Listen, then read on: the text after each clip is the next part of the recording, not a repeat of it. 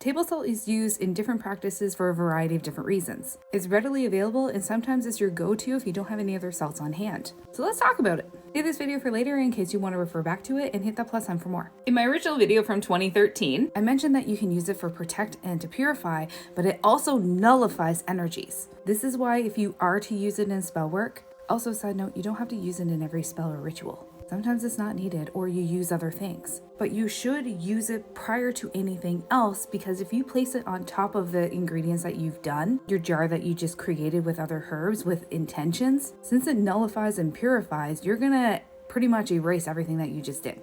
All your hard work is for nothing because essentially you just undid everything that you just worked hard for, put your energy into. During rituals and workings, it can draw in and absorb negativity. So using it in and around your work area helps protect it and purify it. And this is why a lot of individuals use it for cord cutting in between the cords. You can also use it as a base for other colored salt, such as black salt, green salt, but there's other ingredients in those. When you're discarding your working or your spell work and it has salt included, do not return it to the earth, please. At least the salt portion, because once you return that to the earth enough times, it can do damage to it.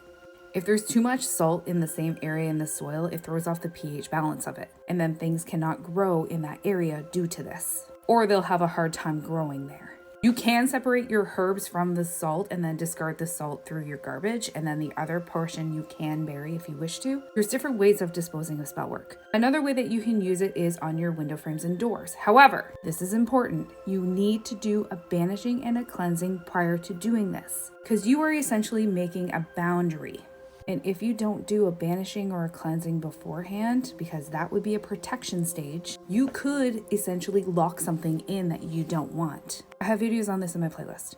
And a little bit goes a long way. You do not have to make a huge line. Just a few grains would be fine. It would be sufficient. It's just like using black salt. As far as your property line, I would not use anything with salt for my property line. There are other ways that you can do this. The alternatives that are kind of my go-to would be eggshells, ground up chalk, or even cascarilla powder. These are just a few other examples that are safer for the environment. Another way of using it, or sea salt, is placing it in a little bowl, have it exposed, and have it sit by your doorways to absorb negativity that may enter your home. If you have pets, please be aware that they may get into it, so please keep it up if you have them, or have it hidden that they can't get to.